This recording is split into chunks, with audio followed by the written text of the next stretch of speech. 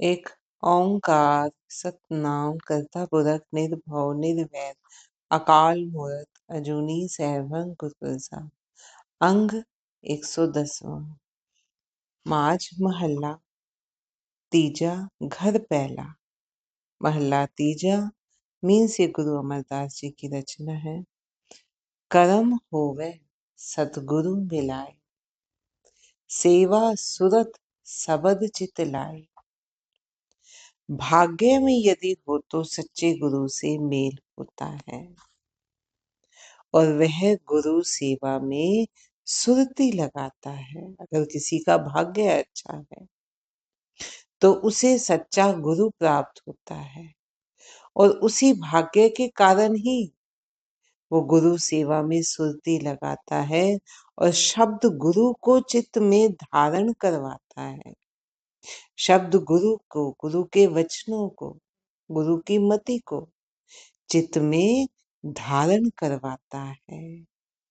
प्रभु के नाम को मन में धारण करवाता है। हऊ में मार सदा सुख पाया, माया मोह चुकावनिया। इस प्रकार जीव अहम को समाप्त करके सदैव सुख पाता है और माया मोह आदि को समाप्त कर देता है। सेवा की जो भावना है वो अहंकार को आप ही आप दूर करती है। जब हम किसी की सेवा करते हैं, सेवा उसे कहा जाता है जिसमें हम किसी की हेल्प कर रहे हैं या किसी भी तरह का उसका साथ दे रहे हैं, लेकिन उसके बदले में हमें कुछ नहीं चाहिए। जैसी सेवा उसको चाहिए हम वैसी सेवा उसको प्रदान कर रहे हैं। जो वो कहे, अब गुरु की बात लेते हैं, जो वो कहे हम उसका कहा हुआ मानते हैं, करते हैं, वैसा ही करते हैं, अपने आचरण में लाते हैं। जब हम किसी का कहा हुआ करते हैं तो समझो हम अपने अहंकार को साइड पर रखकर उसकी बात मान रहे हैं। बीच में मैं मेरी नहीं चला रहे। सेवा कर रहे हैं, किसी बीमार की, किसी रोगी की सेवा कर रहे हैं, उसके बदले में हमें कुछ नहीं चाहिए। हम अपने अहंकार को छोड़कर अदरवाइज किसी और को हम कहें, किसी आम वैसे हम देखें तो हम कहें हम क्यों करें, मुझे इससे क्या फायदा। लेकिन जब सेवा भाव है वो तभी आता है जब अहंकार का पलड़ा थोड़ा नीवा होता है, वो हल्का होता है।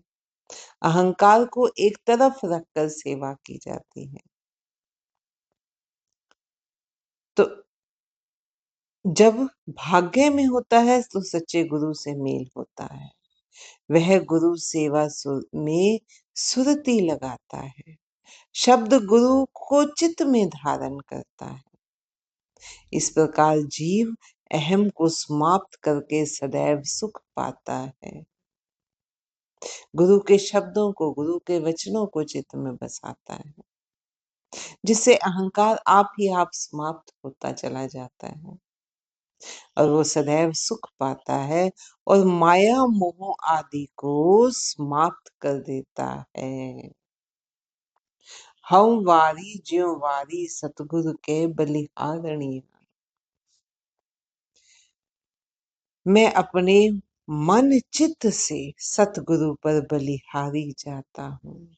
वो गुरु जो सत्य का रूप है, मैं उस गुरु पर बलिहारी जाता हूँ। गुरमति प्रगास हुआ जी, अनदिन हर गुण गावणिया। गुरु की मति में चलने से ही अंतर मन प्रकाशित होता है। गुरु के मति के अनुसार चलने से, उसको धारण करने से, गुरु के उपदेशों को धारण करने से, अपने जीवन में व्यवहार में लाने से अंतर मन प्रकाशित होता है। गुरु की शिक्षा का मनन करने से अंदर ज्ञान उत्पन्न होता है। अंदर ज्ञान का प्रकाश पैदा होता है, जिससे अंतर मन प्रकाशित होता है और वह सदा हरि के गुण और फिर सदा हरि के गुण गाए जाते हैं। अन दिन हर गुण गावणिया रहाओ।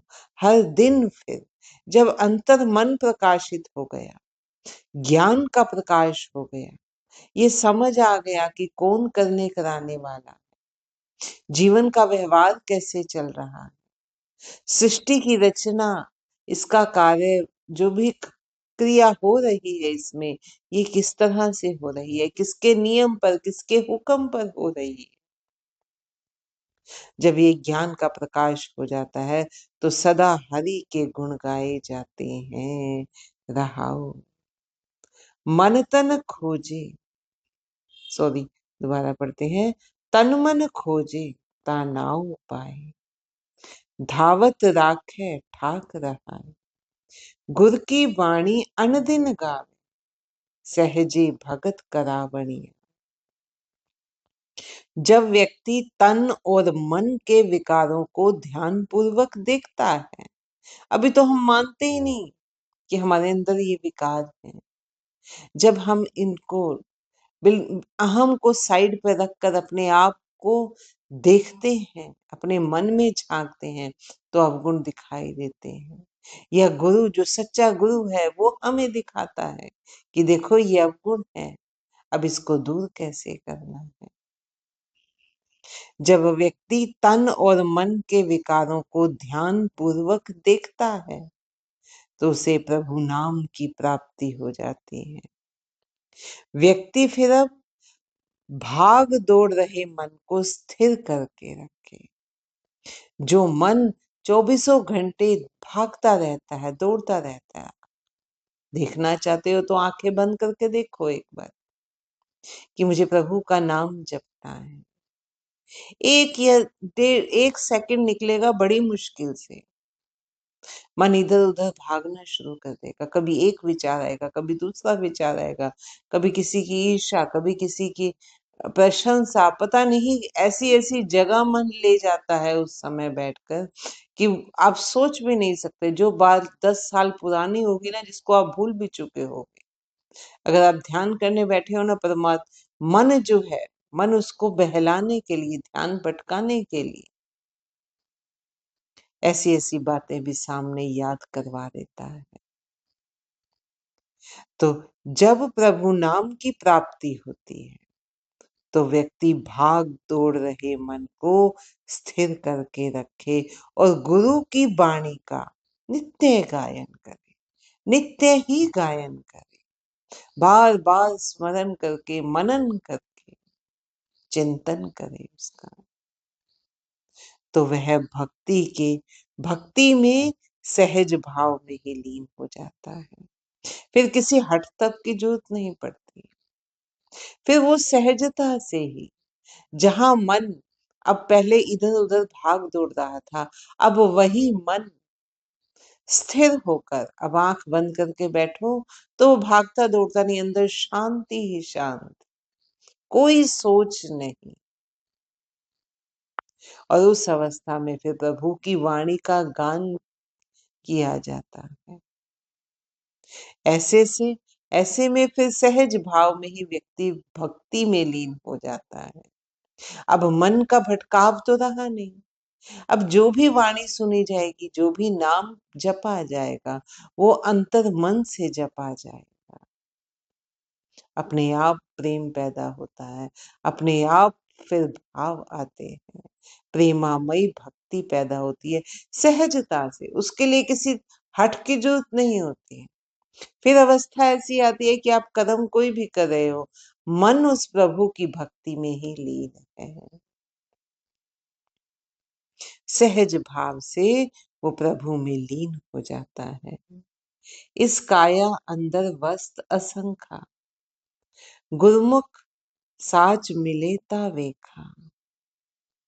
इस शरीर में अनेकों ही पदार्थ हैं, जिन्हें गुरुमुख बनकर सत्य में लीन होकर ही देखा जा सकता है। शरीर में अनेकों पदार्थ हैं, उसको कब देख सकते हो? जब गुरुमुख बनोगे, गुरु की ओर उन्मुख होगे, सत्य की राह पर चलोगे, गुरु के शब्दों के मति के अनुसार सत्य में लीन होकर ही देखा जा सकता है। 9 दरवाजे 10वां मुक्ता, अनहद शब्द बजावनी। जब हम अंदर की यात्रा करते हैं तो हमें अंदर का ज्ञान होता है। अभी हम बाहर की यात्रा कर रहे हैं तो हमें सिर्फ बाहर की तरफ ध्यान है।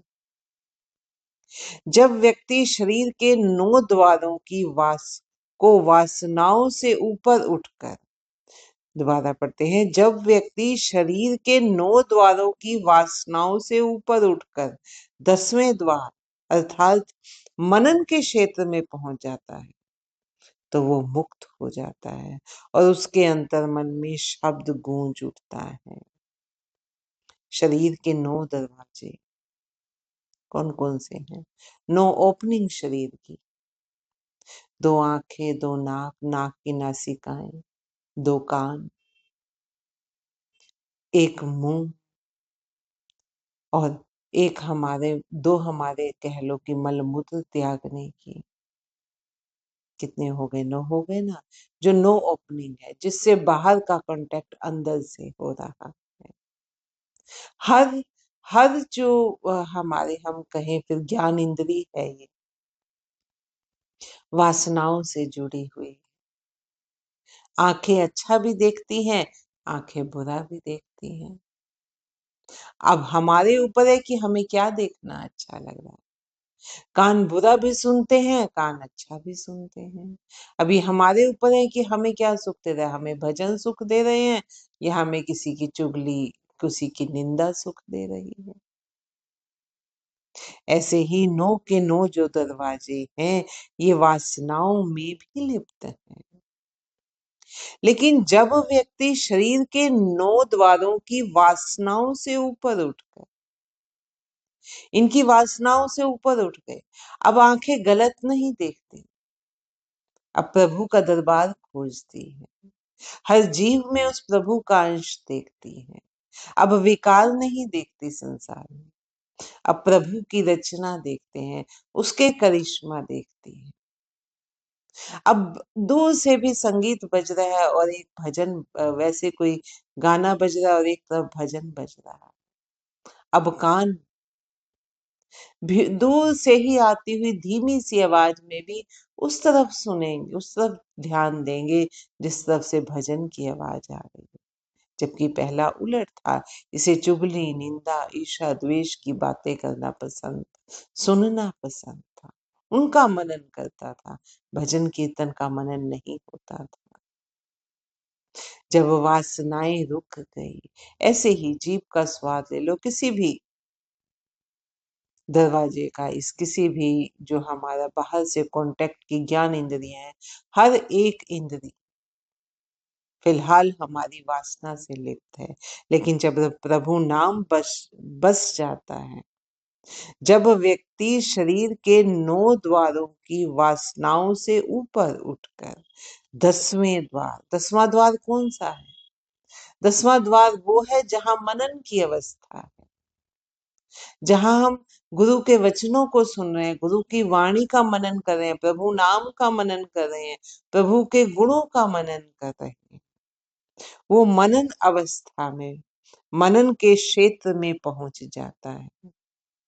जब अंदर चल ही अब मनन रहा है अच्छी बातों का, प्रभु नाम का मनन चल रहा है, तो विकार आप ही आप छूट जाते हैं और जीव विकारों से मुक्त हो जाता है और फिर जन्म मरण के चक्र से मुक्त हो जाता है।